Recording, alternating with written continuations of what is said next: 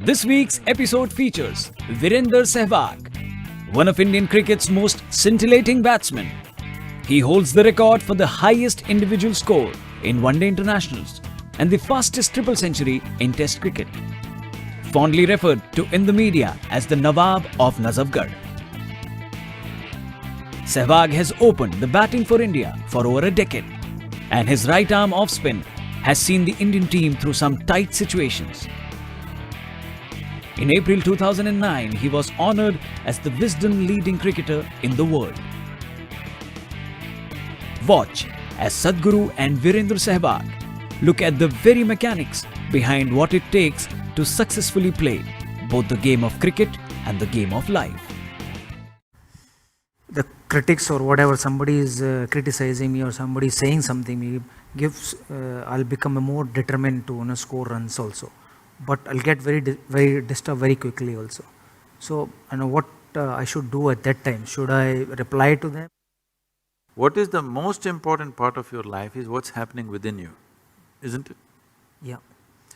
Whether misery happens within you or joy happens within you, it only comes from within you, isn't Yes. it?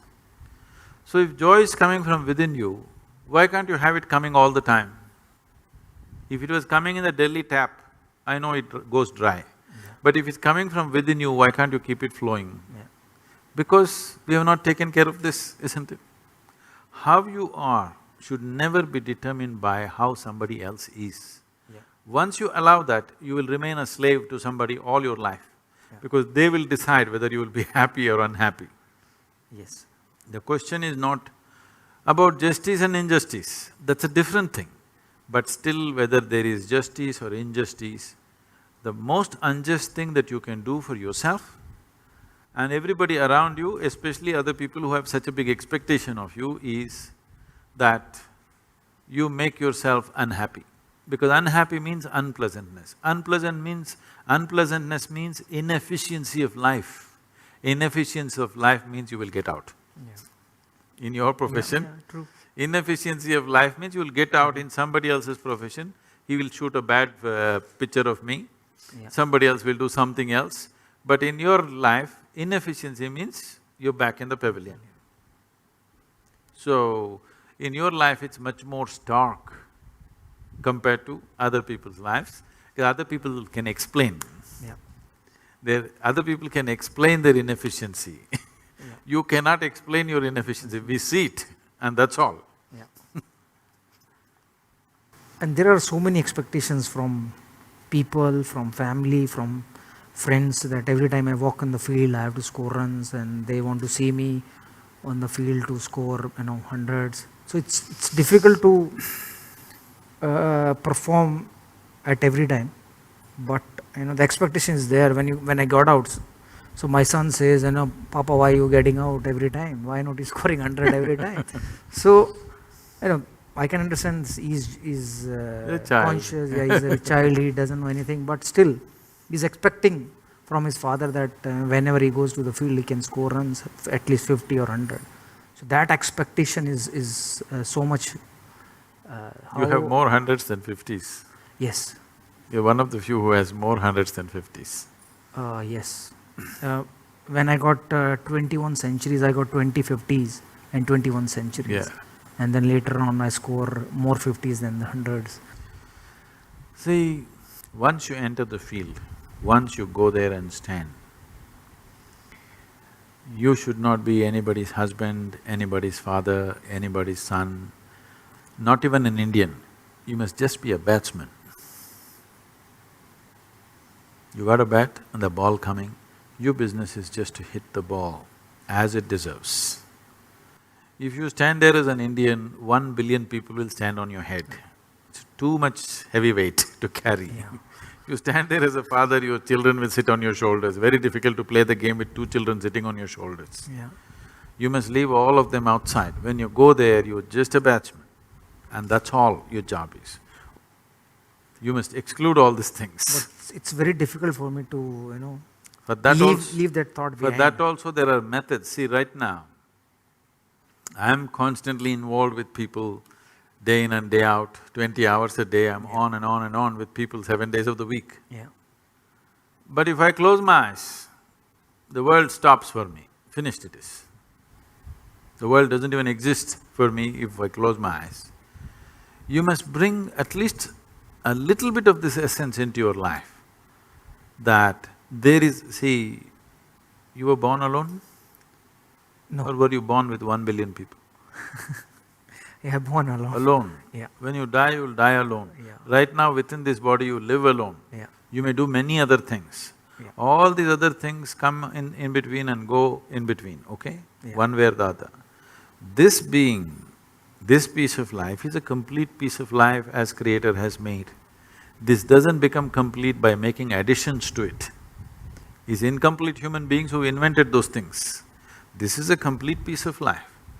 So, bringing this into your life, there are methods to do this. Yeah. That every day if you simply close your eyes and sit for a few minutes, you must be able to shut off everything. Yeah. If this happens in your daily life, when you go and stand there, it's just a business between you and the ball, that's all. And that's all it should be. Yeah. This business does not involve your family, does not involve India, does not involve anything. It Yeah. just involves the laws of physics, the ball, the bat and you, that's all. Really appreciate. I want to ask a question that when I'm playing, there is a couple of negative thoughts comes in my mind that, when the bowler is running and he's ready to deliver the ball, suddenly the thought comes, hit the ball. And if that thought comes, it's difficult to control that thought at that time, because I'm about to play that ball. So how I'll control that thought? What should I tell or what should I do to control that thought? Hit the ball is not a bad thought. Yeah, it's not bad thought, but still, I can't hit every ball. No, that is true, but looking at your track record, you hit the ball pretty well. So that thought is a good thought, not a bad thought. Yeah. But it should not become a compulsive thought. And above all, so this is something that all of us have to understand, whether you're playing cricket or you're running a business or whatever you may be doing. There is something called as reality. Yes. There is something called as impressions of reality that we carry within ourselves. Yes. Suppose you never played cricket in your life, for the first time, you stand there. Yes. If a ball comes at you, you would naturally like to look at it, how it comes and then hit it. Only because you played cricket for a certain number of years, Yes. now you have this thought, because there is a score to fulfill and there are expectations, this time India has to win and so many things, expectations of 1 billion people, Yeah. all that stuff. But actually, you don't play a game. I would call everything a game in life. Yes. Whether you're on a playing field or you're in any other field, it is a kind of a game. You don't play any game well, you don't win a game because you want to win. Yeah. You don't hit a ball because you want to hit. Yeah. It is only because you do something right, it all works. So if you want to do something right, if you want to do anything right, first thing is we're able to grasp the situation for what it is. You're expecting the ball at 160 kilometers per hour. Suppose he lets it out at 60 kilometers per hour. It's the easiest things to hit probably, but you may miss it simply because you're expecting it to happen in a certain way. This expectation is coming because your memory is projecting into reality and making an unreal reality. So if there is an intelligent bowler, she reads this and he will make those things, and it is not always the fastest bowler or the one who spins most who gets the wickets, it's one who reads the batsman's expectations and just does the reverse of that, who manages to fox the batsman. So it doesn't matter which aspect of life, whether sport or otherwise, the important thing is we are able to grasp what is there and do the appropriate action. Yeah. In a sport, it becomes very, kind of focused, because so many people watching, and we know if you don't hit the ball right, all of us know it. Somebody is driving, if he, instead of missing the pothole, if he hits the pothole, maybe not everybody notices. Somebody is doing business, instead of doing the right thing, if he goes little off, maybe not too many people notice it. But in sport, if you don't hit the ball, if you don't take the ball in the center of the bat, all of us notice it. Yes. Not just you, Yes. not just the bowler. Every one of us know that you didn't hit it right. So because of that, all this is building up. I was just talking to somebody and they are just then… somebody was telling me, we got to beat Pakistan this time.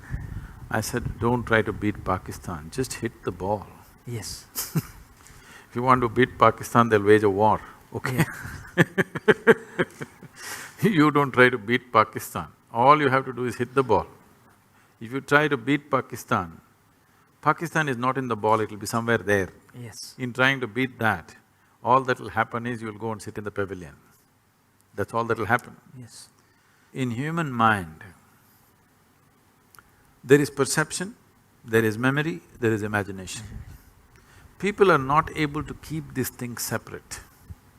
There is memory of the game, there is imagination of how you will carry the cup, and there is a reality of a ball coming at you. It is only the reality that you can handle. Memory and imagination, you can only fancy with. One is about that which is over, one is about that which is yet to happen. The reality is the ball is coming and you have a bat in your hand, you have to hit it the way the ball deserves it, not the way India deserves it, not the way Pakistan deserves it, not the way somebody else deserves it. You have to hit the ball the way the ball deserves it, the way it's coming. So to keep this clarity of mind, there are methods with which you can hold your mind in such a way that this moment if I sit here, the memory of who I am, my parentage, my upbringing, my growing up, my things or things that I know, if all these things come right now in my mind, I will not perceive what is here. Memory will play. Yes. Memory is not a reality. Yes. Because it is about something that is over, which does not exist. That which does not exist, if it impedes into that which exists, you will miss that which exists. This is so in everybody's life, but in a sports person's life, the effect of that is immediate. In other people's lives, it'll pay out and they will see it after some time that it doesn't work. Yes. But with your life, it's right there. You're either at the crease or you're sitting up there and clapping for somebody. Yes. It's very clear. So because of that, it stands out, but this is true for everybody's life. So see, when you're given such a sophisticated mechanism called mind, human mind is not a simple thing, it's a magnificent mechanism. Even if you buy a phone, a simple phone, which they're calling it smart, it's not as smart as you, okay? Yes. But even if you buy a phone, you have to read a manual which runs into 20 pages of how to use it. Yes. They're not telling you how it works, they're only telling you how to use it will take a certain amount of study. If you want to know how it works, it will take much more Yes. amount of study. Did you ever read the user manual for your brain? No. That's the whole thing. We are not looking at how this works, simply we are trying to use it. By nature or by accident, people may get to use it, but not consciously. But there is a method or There is a method. a technique to This is a use it? very established method. Okay. My next question is that only how I'll control that thought? Don't try to control it, you need to liberate yourself from this. Okay. See, I'm not talking about controlling your mind. Yeah. I'm talking about liberating it Yeah. from all kinds of additions that it has added on. Yeah. If you control your body, if you control your mind, what it means is, control means to hold it within certain limits. But you become who you are in the world only because you cross the limits. Only because you cross the limits that other people never cross, you become whoever you are in the world. So the method should be not of control, but of liberation. Over a period of time, you gather a body and a certain level of mind. These two, if we know how to use it to our advantage, it'll work one way. But a whole lot of humanity uses their body and their mind to their disadvantage. Their body and mind are the biggest problems that they have in their life. To make this body and mind in such a way that you don't have to control them. What would you like to control? You would like to control something that's gone berserk. You would like to control something which is destructive. Why would you like to control something that is creative, something that is competent, something that is capable? Why would you like to control that? Would you like to control your intelligence? Because if there is a certain level of ignorance, you want to control it. Would you like to control your intelligence? Would you like to control your physical strength? Would you like to control anything? You would want to liberate it, you would want to focus it, you would want to put it into proper use. If this has to happen, the most fundamental thing, there are various other methods. If you have the necessary time, more sophisticated methods can be approached. Necessary time does not mean you have to spend 12 hours a day or something. If you spend 20 to 30 minutes a day, you can do miraculous things for yourself. Because you know how to play the game, you know how to do all that it takes is little more clarity at that moment, and the body and mind responds with much more ease rather than tension and fear and anxiety, it responds with ease. There is substantial scientific and medical information today to clearly say, only when you're at ease, your body and mind functions at its best. We've given it to the cricket team also, I don't know if it reached you. This is called as Isha Kriya. This is a simple process. The important thing is to make a distinction between what is you and what is not you. When I say what is you and what is not you, whatever you associate yourself with, after some time you start experiencing it as myself, because somewhere in your mind you identify with it. Starting from the most fundamental thing, it goes into various things, which causes enormous amount of disturbance and misery. But the most basic thing which breeds this is your own body and your mind. When we say your mind is largely the thought process and emotions that go on there. This thought process and emotion mainly happens the way it happens because of the type of memory that you have gathered there. Obviously, you gathered memory over a period of time, isn't it?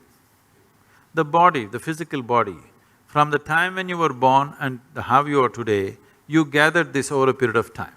Anything that you can gather can be yours, but can never ever be you, isn't it? So to create a distinction between what is you and what is not you, if this distinction arises, which is what Isha Kriya does, if you bring this distinction into your life, you will see suddenly your ability to use your body and your mind is phenomenally enhanced, many fold. The same body and same mind, simply because you're not tangled up with it, you can use it so much better, simply because there is a little bit of space between you and your body and you and your mind. This is guaranteed from me. Okay, thank you.